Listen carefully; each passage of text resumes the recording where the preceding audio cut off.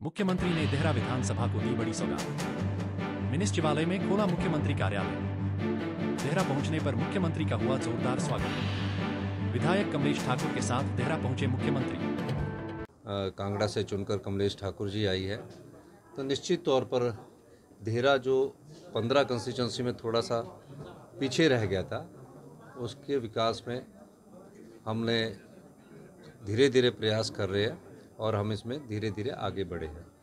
सबसे पहले यहाँ एसपी ऑफिस दिया, फिर बीएमओ का ऑफिस दिया, फिर एससी आईपीएच ऑफिस दिया, फिर एससी पीडब्ल्यूडी ऑफिस दिया।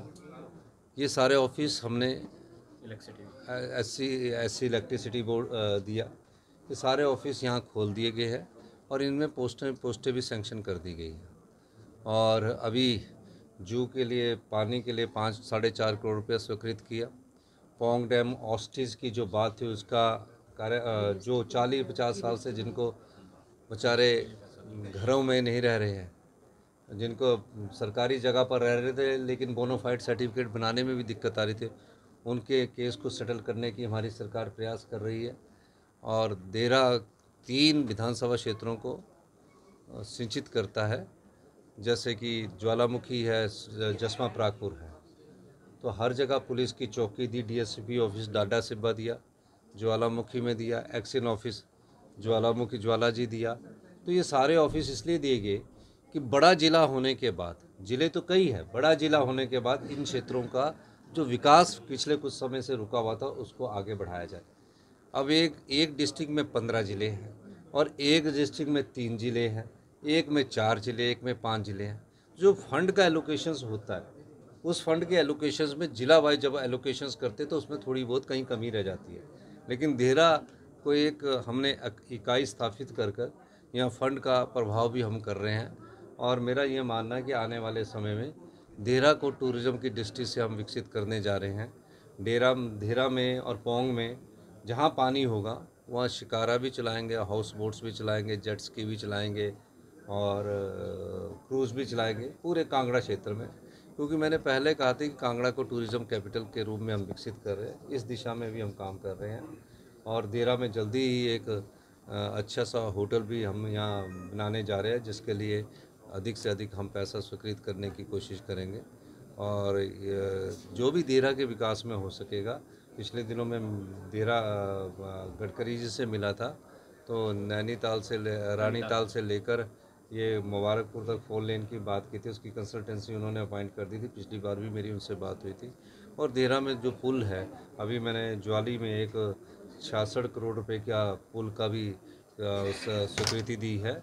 और एक और पुल इन्होंने बताया है मुझे, जिसका अगले साल हम सेतु समुद्र में उसका स्वीकृति दे देंगे। और ये जो पुल की स्वीकृति मिलती है, ये जो हमारा टैक्सेस का पैसा होता है उसके द्वारा मिलती है, ये भी मैं आपको कहना चाहता हूँ। तो निश्चित तौर पर यहाँ अभी हम मेरे स्टाफ भी बैठेगा और इस ऑफिस के द्वारा लोगों के कार्य भी होंगे। वोकेशनल कोर्स सर टीचर्स जो हड़ताल पर हैं, क्या कहेंगे? ये मुझे तो अभी आपसे पता लग रहा है, तो ये हमारे शिक्षा मंत्री जी इसको देखेंगे। जब मेरे पास बात आएगी तो उसके बाद में एरियाज पे भी जा रहे हैं और मंत्रियों के साथ आपने मंडे मीटिंग शुरू की है, बजट की तैयारी हो रही है। देखिए, मंत्रियों के साथ मीटिंग है, मंडे मीटिंग भी है, ट्यूसडे को भी है, सेक्रेटरीज और मंत्रीज की मीटिंग है। तो मंत्री जी जो हमें सुझाव देते हैं, तो अभी बजट की तैयारी हम करना चाहते हैं, क्योंकि बजट की बहुत बड़ी बुक्स बन जाती है, कई सालों से बुक्स का चल रहा है। तो 40-50 साल से वो व्यवस्था चल रही है, हम उसमें भी व्यवस्था परिवर्तन करके आगे बढ़ना चाहते हैं। एलोकेशंस ऑफ फंड्स को रैशनलाइजेशन करना चाहते हैं, जो फंड है सही दिशा में बढ़े।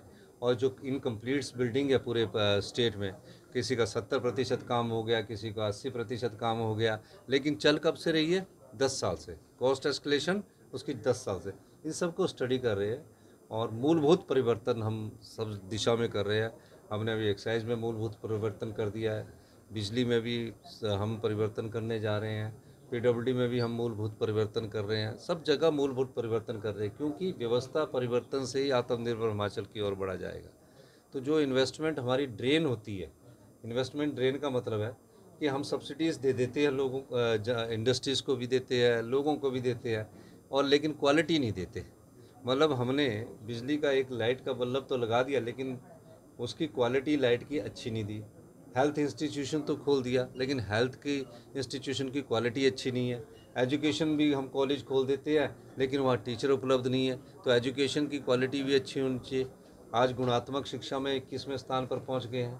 तो मैं कई बार बोलता हूँ कि हमें पहले 75 लाख की जनसंख्या को हमें अच्छी तरह से क्वालिटी देनी है, हेल्थ को इम्प्रूव करना है, एजुकेशन को इम्प्रूवमेंट करना है, और इसमें सभी वर्गों का समर्थन चाहिए। समाज के सभी वर्गों का समर्थन हमें मिल भी रहा है। फाइनेंशियल क्राइसिस को लेकर जो हिमाचल की नेशनल लेवल पर पिक्चर बन रही है या बनाई जा रही है, तो कितना डिफरेंट है उससे क्राइसिस? नहीं, फाइनेंशियल क्राइसिस जब हमने सत्ता संभाली थी उसके बाद तब से हमने फाइनेंशियल क्राइसिस पर कवर अप कर लिया। कोई फाइनेंशियल क्राइसिस स्टेट होता तो क्या एक महीने में 2 पे मिलती है, डीए मिलता? ऐसा क्या हो गया कि एक महीने में हमने 2 पे भी दे दी, डीए भी दे दिया? फाइनेंशियल प्रूडेंस के साथ आगे बढ़ना पड़ता है, फाइनेंशियल फिस्कल डिसिप्लिन के साथ आगे बढ़ना पड़ता है। अब होता क्या है कि 3 करोड़ रुपए की हम जो 2000 करोड़ रुपए का लोन लेते हैं उसमें 3 करोड़ रुपए का इंटरेस्ट हम आरबीआई को देते हैं, तो साल का 36 करोड़ रुपये चला गया। उसको डिसिप्लिन करने के लिए कई बार बदलाव करने पड़ते हैं। किसी ने ये नहीं कहा कि 4 दिन पहले हमने पे दे दी, जब 4 दिन बाद पे दी तो पूरे हिंदुस्तान के नेशनल मीडिया में चला और सब मीडिया वाले चला रहे थे। आज कोई नहीं कह रहा। आज ये जरूर है कि एक अखबार में, इकोनॉमिक्स टाइम्स में लिखा है कि हिमाचल में एक महीने में 2 पे मिली, डीए मिला, और जो हमारे डीए का था इन 75 साल से ऊपर की सभी एरियर कंप्लीट कर दिए गए। क्लास 4th एम्प्लॉयज़ को 20,000 रुपये का एरियर दे दिया गया। जब हमने सत्ता संभाली थी तो 85,000 करोड़ रुपए का कर्ज था और 10,000 करोड़ की लाइबिलिटीज़ थी। तो डिसिप्लिन से ही हमको आगे बढ़ना है। अगर हम आज ये सोचें कि हम सत्ता में सिर्फ सत्ता सुख के लिए आए हैं और 5 साल बाद सब जनता चेंज कर देगी, तो हम उस जनता के साथ भी धोखा कर रहे हैं, उस पीढ़ी के साथ भी धोखा कर रहे हैं, उन युवाओं के साथ भी धोखा कर रहे हैं कि जिन्हें रोजगार की ज़रूरत है, महिलाओं के सम्मान की ज़रूरत है।